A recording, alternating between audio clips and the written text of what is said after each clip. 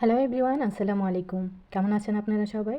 আশা করি যে যেখান থেকে ভিডিওটি দেখছেন, কাছে অথবা দূরে, দেশ অথবা দেশের বাহির থেকে, আল্লাহর রহমতে সবাই ভালো আছেন। প্রতিদিনের মতো আজও চলে আসলাম আপনাদের সাথে ছোট্ট একটি ভিডিও শেয়ার করার জন্য। আশা করি পুরোটা ভিডিও জুড়েই আমার সাথে থাকবেন, আপনাদের ভালো লাগবে। আর যারা যারা আমার চ্যানেলটিতে নতুন প্রথম আমার ভিডিওটি দেখছেন, আশা করি চ্যানেলটিকে সাবস্ক্রাইব করে পাশে থাকা বেল বাটনটি অল করে দেবেন। তাহলে আমার সব ভিডিওর নোটিফিকেশন সবার আগে আপনাদের কাছে পৌঁছে যাবে। আর যারা যারা আরবিয়ান রান্নাবান্না দেখতে পছন্দ করেন, তারাও আমার চ্যানেলটিকে সাবস্ক্রাইব করে রাখতে পারেন। আমি নিয়মিত আরবিয়ান রান্নাবান্না শেয়ার করে থাকি। আর যারা অলরেডি আমাকে সাবস্ক্রাইব করে দিয়েছেন, তাদেরকে অসংখ্য ধন্যবাদ। যারা নিয়মিত আমার ভিডিও দেখেন, তাদেরকেও ধন্যবাদ। আজকের দিনটা ছিল মেঘলা, বাইরে হালকা হালকা বৃষ্টি পড়ছে। আমার কিন্তু বৃষ্টির দিন খুবই ভালো লাগে। আপনাদের কেমন লাগে অবশ্যই কমেন্ট করে জানাবেন। তো আমি আজকের ভিডিওটি শুরু করেছি সকাল থেকে। তো সকালে আমি নাস্তা বানানোর জন্য এখানে 4টা ডিম সেদ্ধ দিয়ে দিয়েছি। তো ডিমগুলো সেদ্ধ হয়ে গেছে, এখন আমি কুচি করে গ্রেট করে নেব। গ্রেট করার পর ডিমগুলোকে এমন দেখাচ্ছে। এখন আমি গ্রেট করে নেব শসা। আমি আমাদের বাসায় 3জন মানুষ, আমরা 3জনের জন্য ডিম দিয়ে স্যান্ডউইচ বানিয়ে নেব। তো ডিমগুলোকে আমি কুচি করে নিয়েছি আর এখানে দিয়ে দিয়েছি বাগদুনাস। বাগদুনাস হচ্ছে আরবিতে বলে, এটা বাংলাদেশে আমি দেখি নাই কখনো। আর এটা হচ্ছে শসা কুচি। শসাগুলোকেও আমি কুচি করে এখন একসাথে মিক্স করে নেব। এখানে অন্য কোনো কিছুই অ্যাড করব না। এভাবে খেলে খুবই মজা লাগে। আর যারা যারা ডায়েট করেন তাদের জন্য তো কোনো কথাই নেই। খুবই সুস্বাদু এবং হেলদি একটি খাবার।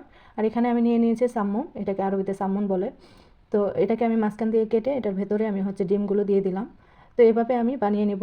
বাসায় আমরা 4জন মানুষ ছিলাম, 4জনের জন্য আমি 4 পিস বানিয়ে নিয়েছি। যেহেতু সকালের নাস্তাটা আমাদের বাসায় হালকা পাতলাই হয়। তো একটা করে ব্রেড খেয়ে নিলেই দুপুর পর্যন্ত থাকা যাবে। আর দুপুরের খাবারটাও আমরা তাড়াতাড়ি খেয়ে নিই। দুপুর 2টার ভেতরেই রান্নাটা হয়ে যায়। তো আমি টুইস্টারে দিয়ে তারপর গরম করে নিয়েছি। এই স্যান্ডউইচটা খেতে যা মজা লাগে। তো সকালের নাস্তাটা শেষ করে আমার কাছে কিছু জামা কাপড় ছিল, পাঞ্জাবি ছিল, আয়রন করা লাগবে, ওগুলো আমি আয়রন করে নিচ্ছি। আমাদের বাসায় 2জন পুরুষ মানুষ আছে, ওনারা খুবই কম জামা কাপড় নষ্ট করে। আর সবসময় ডাই ক্লিন থেকে ক্লিন করে আয়রন করে নিয়ে আসে। আর যেগুলো বাসায় পড়ে, সপ্তাহে 2-4টা করে পাঞ্জাবি থাকে, ওগুলো আমাকে ধুয়ে আয়রন করতে হয়। ওয়াশিং মেশিনে ধুয়ে আগের দিন ধুয়ে রাখি, পরের দিন আয়রন করে ফেলি। তো আজকেও সেম আয়রন করে নিচ্ছি আমি। তারপর চলে যাব দুপুরের জন্য রান্না করতে। তো এই তো পাঞ্জাবিগুলো আমার আয়রন করা শেষ, আমি এখন চলে যাব রান্না করার জন্য। আর হালকা শীত পড়ছে আমাদের বাসায়। ওনারা আরবিয়ানরা শীত একদমই সহ্য করতে পারে না, এখানে হিটার চালু দিয়ে রাখছে। তো ফ্রিজ খুলে চিন্তা করতেছিলাম কী রান্না করব আজকে। তো মনে মনে ভাবতেছিলাম, এখানে ক্যারামেল বানিয়ে রাখছিলাম, এখনও খাওয়া হয়নি, মনে থাকে না, ফ্রিজে থাকে, খাবার সময় যে বের করে খাবো মনে থাকে না। তো আজকে বের করে দেবো সবাইকে খাওয়ার জন্য। তো আমি ভাবতেছি অনেক দিন ধরে ক্যাপসা প্রতিদিনই ক্যাপসা খাচ্ছি, তাই ভাবলাম যে আজকে অন্য কিছু রান্না করব। সবজি দিয়ে তরকারি রান্না করব ভাবছিলাম, তারপর সবজি বের করে দেখি মাত্র 2 ধরনের সবজি আছে, তাই আর তরকারি রান্না করলাম না। তো ক্যাপসাই রান্না করে নিয়েছিলাম, রান্নার ভিডিওটি আর আপনাদের সাথে শেয়ার করিনি। তো এই তো দুপুরের খাওয়া দাওয়া শেষ করে, এটা রাতের বেলা। তো রাতের বেলা কিছু রান্না করা মাংস বেঁচে গিয়েছিল, এই মাংসটা দিয়ে আমি আজকে কিছু বানিয়ে আমার ম্যাডামকে সারপ্রাইজ দেবো। তো এটা টমেটোর স্যুপ দিয়ে রুমালি রুটি। এটা প্রতিদিনই আমার বাসায় একজন মুরব্বী আছেন, ওনার জন্য এটা বানাতে হয়। স্যুপ আমি বেশি করে বানিয়ে ফ্রিজে রেখে দিই, একদিন রান্না করলে 3 দিন এভাবে ওনাকে বানিয়ে দিই। তো ওনার জন্য আমি খাবারটা রেডি করে নিচ্ছি। আর আমাদের দুজনের জন্য আমি যে রান্না করা মাংস ছিল এটা দিয়ে আমি শর্মা বানিয়ে নেব। তো মাংসগুলোকে আমি একটু গরম করে নিচ্ছি। তারপর মাংসগুলোকে আমি ব্লেন্ডারে দিয়ে একদম মিহি করে নেব, যাতে খেতে ভালো লাগে। তো অনেকগুলো মাংসই ছিল, আর আমার তো একটা অভ্যাস আছে, আমার মতো কার কার এই অভ্যাসটা আছে বলবেন।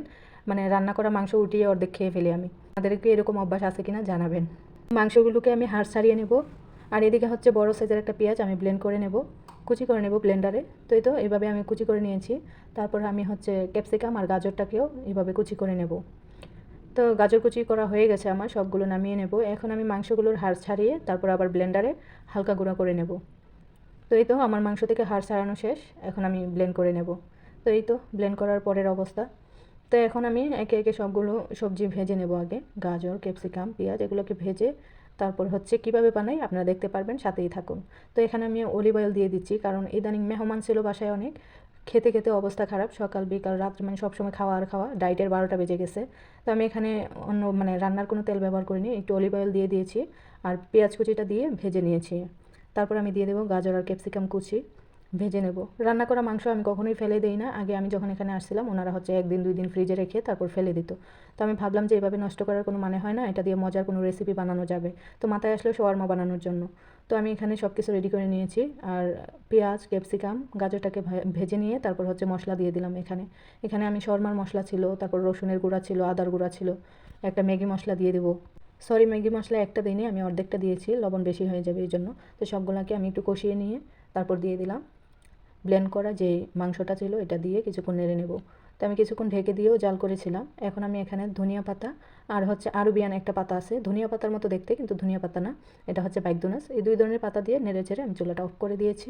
এখন আমি নিয়ে নেব মায়োনিজ আর কেচাপ। তো আমার যে বাসায় যে মুরব্বি আছেন উনি হচ্ছে মায়োনিজ খায় না, তার জন্য আমি আমার জন্য শুধু মায়োনিজ আর কেচাপটাকে একসাথে মিক্স করে নেব, আর মুরব্বিকে শুধু কেচাপ দিয়ে আমি শর্মাটা বানিয়ে দেবো। তো এখানে আমার জন্য আমি অল্প করে মায়োনিজ আর কেচাপটা মিক্স করে নিচ্ছি। তারপর হচ্ছে রুটির উপর দিয়ে মাংসটা দিয়ে স্যান্ডউইচটা বানালে একদম মনে হবে যে হোটেল থেকে কিনে এনেছি।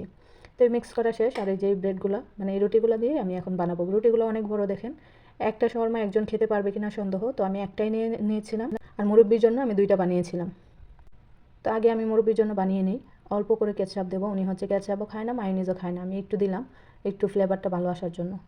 তো এখন আমি মাংসগুলো দিয়ে রোল করে নেব। রোল করে আমি হচ্ছে একটা সরিয়ে নিলাম, এটা এখন আমার জন্য বানাচ্ছি। সরি 2টা বানিয়েছি আমি ম্যাডামের জন্য, আর এটা হচ্ছে আমার জন্য আমি একটা বানাচ্ছি। রুটিগুলো অনেক মানে বড় দেখেন, পুরাটা টুইস্টার ভরে গেছে এত বড়। তো এই তো বানানো হয়ে গেল।